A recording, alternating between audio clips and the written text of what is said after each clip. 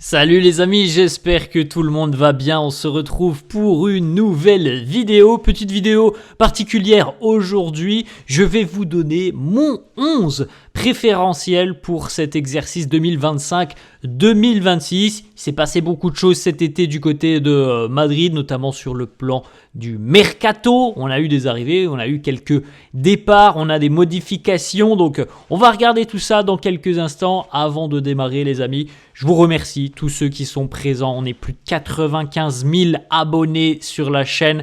Merci à vous tous, à tous les passionnés du Real qui sont présents sur la chaîne. Merci de votre soutien, merci de vos pouces bleus, merci évidemment de vos abonnements. Ça fait vraiment chaud au cœur d'avoir cette communauté autour du Real. Donc franchement, c'est exceptionnel pour moi. J'espère qu'on va vivre une belle saison tous ensemble. Pour ceux qui ne sont pas abonnés, n'hésitez pas les amis, c'est gratuit, une petite notification lorsqu'une vidéo est publiée sur la chaîne. On va démarrer les amis avec le récapitulatif du mercato estival 2025. Ça faisait quand même quelques années que le mercato estival était en général très calme du côté de Madrid.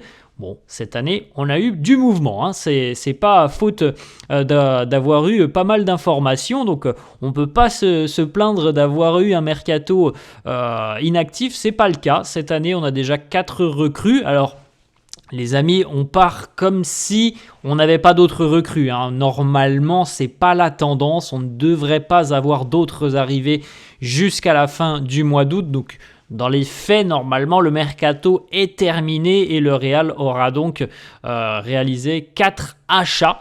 Trent Alexander-Arnold, le latéral anglais de Liverpool qui arrive, on le rappelle, gratuitement.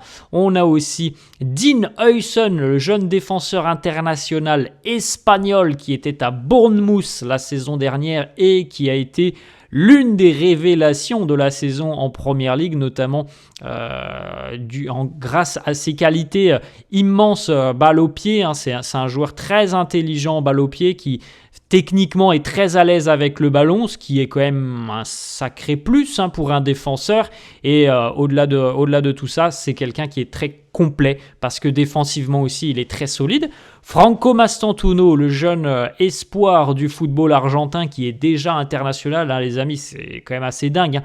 Mastantuono est international argentin à l'âge de 17 ans. Selon les puristes du football argentin, on n'a pas vu pareil joueur, pareil crack dans le football argentin presque depuis Léo Messi. C'est pas moi qui le dis, hein, c'est le public argentin. Alors c'est pas du tout le même joueur que Léo Messi, mais en tout cas en termes de qualité du côté de l'Argentine, on pense que voilà les qualités du jeune Franco Mastantuono, on n'a pas vu ça depuis quelques années maintenant.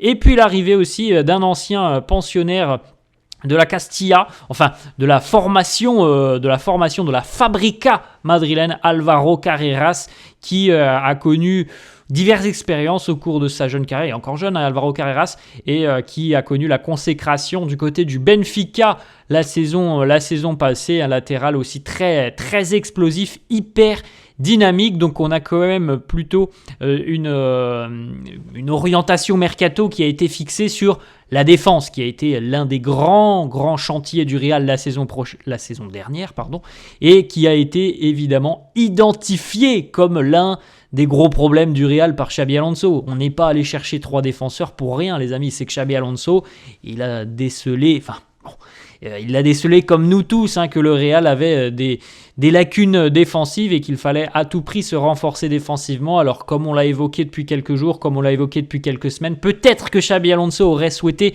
1 ou 2 arrivées supplémentaires. Peut-être qu'il y aura une bonne surprise, je n'y crois pas. Je pense que le mercato est terminé et je pense donc que l'on devra s'appuyer avec l'effectif que l'on a à l'heure actuelle. En tout cas, voilà, le Real a dépensé 163 millions d'euros cet été pour se renforcer principalement au niveau de la ligne défensive, même si l'addition d'un joueur comme Franco Mastantuono peut sembler être une très bonne idée. On va poursuivre les amis avec donc l'effectif global du Real à l'instant T. Donc il peut y avoir encore des mouvements évidemment, plutôt sur le volet des départs, hein, parce que normalement au niveau des arrivées on n'aura plus personne. Donc voilà l'effectif du Real où on voit quasiment tous les postes doublés. Alors, on a les deux gardiens, évidemment, Thibaut Courtois et Andriy Lounine. En défense, on a pas mal de monde. Alors là, on se concentre sur la défense centrale. Militao, Asensio, Alaba, Huijsen et Rudiger. En ce qui concerne les latéraux, du côté droit, Trent et Dani Carvajal. Côté gauche, on a trois défenseurs, trois latérales gauche, trois latéraux gauche, Carreras, Fran et Mendy. Milieu de terrain plutôt axial, Tchouaméni, Camavinga. Bellingham, Ceballos, plutôt profil offensif. Valverde, Güler de l'autre côté. Alors on sait que Valverde aussi, c'est un joueur qui est hyper polyvalent, donc il peut occuper différentes positions. Et puis en ce qui concerne le volet plutôt offensif, on a des joueurs comme Mastantuono, Brahim, Vini, Rodrigo, Mbappé, Endrick et Gonzalo Garcia. En jaune, les amis, vous remarquez les 4 joueurs qui viennent d'arriver cet été. On l'a signifié. Donc, à travers tout ça, les amis, à travers tous ces profils et tous ces postes qui sont quasiment doublés, voire triplés pour certains, Xabi Alonso va devoir décider de son 11 des hommes sur lequel il compte s'appuyer. Et moi, je vous propose, c'est ma compo d'équipe. Alors je me base, les amis, on le sait, on pourrait avoir potentiellement plusieurs schémas. Xabi Alonso est un entraîneur qui est assez flexible, donc on pourrait jouer à 4 en défense, on pourrait jouer en 3-5-2. Moi je me base sur les informations les plus récentes que l'on a eues. Je crois qu'elles datent d'il y a 4-5 jours, si mes souvenirs sont bons, où on nous annonce, je crois que c'était As qui nous annonçait que la tendance à l'heure actuelle était plutôt sur un 4-4-2 ou 4-3-1-2, comme vous voulez. Vous l'appelez comme vous voulez, mais on était plutôt sur une défense à 4 d'après les informations de As. Bon, on verra ce que ça donnera dans 10 jours maintenant face à Osasuna lors de la première journée de Liga. En tout cas, selon moi, de par les hommes en présence, on rappelle par exemple un élément important.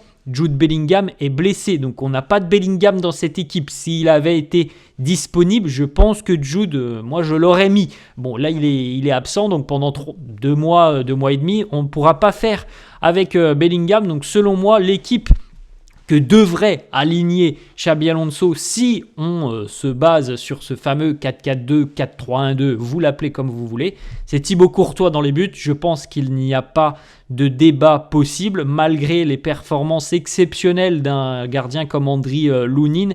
Thibaut Courtois est selon moi le meilleur gardien au monde. Donc pour moi, il n'y a pas de débat, Thibaut doit évidemment être titularisé. Tout comme Dean Huijsen, je pense que ce que l'on a vu à Bournemouth, c'est une chose. Ce que l'on a vu, son adaptation éclair lors de la Coupe du Monde des clubs, elle a déjà prouvé, cette adaptation éclair, que Dean Huijsen était vraisemblablement l'un des piliers de l'équipe madrilène en défense, parce qu'il est complet, il est vraiment très intéressant dans ce qui va être relance vers l'avant, ce qui est quand même un élément principal pour Xabi Alonso, c'est que voilà, il est en sa possession des défenseurs qui soient à l'aise avec le ballon. C'est l'une des qualités premières de Dean Huijsen, et en plus de ça, c'est un très bon défenseur au niveau des duels, au niveau du placement. Il est rapide, Dean Huijsen, en plus de ça. Donc on a l'impression d'avoir un défenseur qui est déjà dans la force de l'âge, qui a 27-28 ans avec Huijsen, alors que ça fait 1 an et demi, 2 ans qu'il est au plus haut niveau. Et c'est ça qui est dingue avec lui, c'est qu'il est tellement précoce que pour moi, c'est déjà un des piliers de la défense.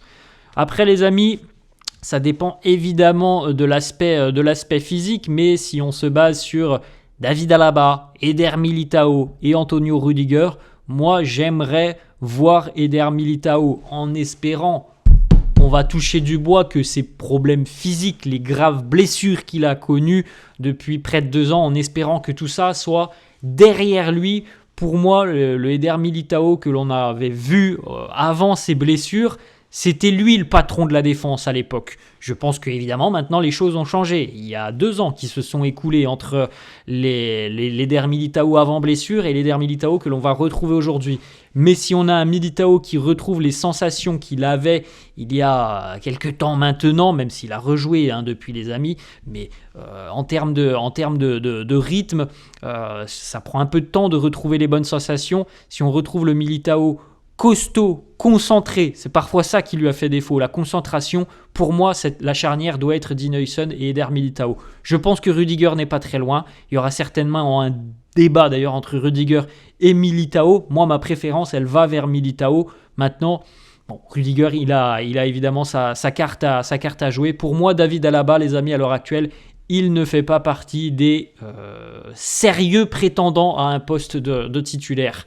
En ce qui concerne les deux latéraux, Alvaro Carreras, de ce que j'ai vu, moi j'ai eu l'opportunité de le voir, je crois 2 ou 3 fois l'année dernière, Carreras avec le Benfica, notamment lors du match entre le Benfica et le Barça, si mes souvenirs sont bons, en Ligue des Champions. J'avais été très impressionné par Carreras, par son dynamisme, par l'explosivité qu'il a. C'est vraiment quelqu'un qui a du feu dans les jambes. Il est hyper dynamique. C'est une vraie pile électrique. J'ai beaucoup apprécié ses montées vers l'avant. Donc, de ce que je vois de Fran Garcia, il y a eu pas mal de progrès réalisés par Fran depuis quelques semaines. Ferland, les amis, c'est difficile de parler de Ferland parce qu'il y a la problématique physique derrière Ferland Mendy et il ne sera même pas disponible vraisemblablement pour le début de la compétition. Donc, pour moi, il est logique de miser sur Carreras. En plus, c'est la recrue, c'est ce que veut mettre en place Xabi Alonso. De l'autre côté, Trent Alexander-Arnold, je l'ai déjà évoqué, Trent Alexander-Arnold, selon moi, j'en ai parlé, je crois, une grosse dizaine de jours. Trent Alexander-Arnold va être le titulaire en ce début de saison, mais moi, franchement, je pense que Dani Carvajal va très vite revenir dans la course d'ici à quelques semaines. Je pense qu'il va véritablement donner du fil à retordre à Trent Alexander-Arnold. On connaît la grinta, la hargne de Dani Carvajal, et je pense très sincèrement qu'il aura un rôle très important à jouer cette saison, beaucoup plus que ce que l'on peut-être veut nous faire croire en nous disant que Trent est le grand titulaire du poste. Je pense que ça sera beaucoup plus serré que ce que l'on peut imaginer. Après, voilà, les qualités de Trent, elles ne sont pas à dénigrer. Hein. C'est un joueur qui a tellement de talent offensivement. C'est l'un des meilleurs latéraux offensivement. Comme je l'ai déjà dit, j'émets quelques réserves défensives lors des gros affrontements, affronter par exemple le Barça ou d'autres gros cadors. J'émets quelques réserves par rapport aux limites défensives de Trent Alexander-Arnold.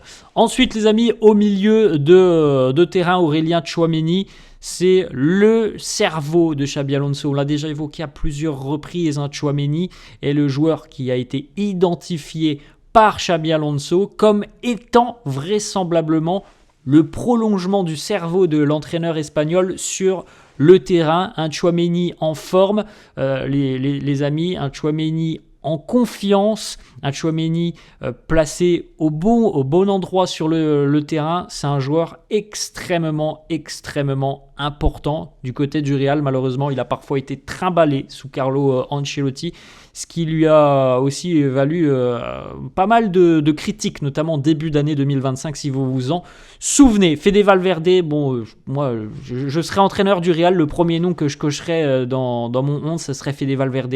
Bon, on connaît son profil, les amis, on l'a déjà évoqué, on le répète très régulièrement après les matchs. C'est un joueur qui est capable de tout faire, Fede. C'est un moteur, c'est une vraie machine physique. Il est partout, en défense, en attaque, il gratte des ballons, il gagne des duels, il marque des buts, il délivre des passes décisives. C'est un moteur. Fede est un titulaire indiscutable selon moi. Ensuite, les amis, Franco Mastantuono, vous le voyez un petit peu derrière les deux attaquants, la vision du jeu du jeune Argentin que l'on va découvrir aussi. J'ai vu des vidéos de Franco Mastantuono sur notamment YouTube. Je suis allé regarder des compilations. Il a évidemment une vision du jeu qui est exceptionnelle, vraiment exceptionnelle. Franco Mastantuono, pourvoyeur de bons ballons pour les attaquants. Il a aussi cette faculté à terminer des situations et c'est quelqu'un, dans le pur style argentin, les amis, on peut se dire c'est vraiment un profil offensif. Dans le pur style argentin, c'est un gros bosseur aussi défensivement dans tout ce qui va être repli, grattage de ballon. Donc c'est quelqu'un de très complet. Moi, je comprends que Xabi Alonso veuille beaucoup miser sur lui parce qu'il a des qualités immenses.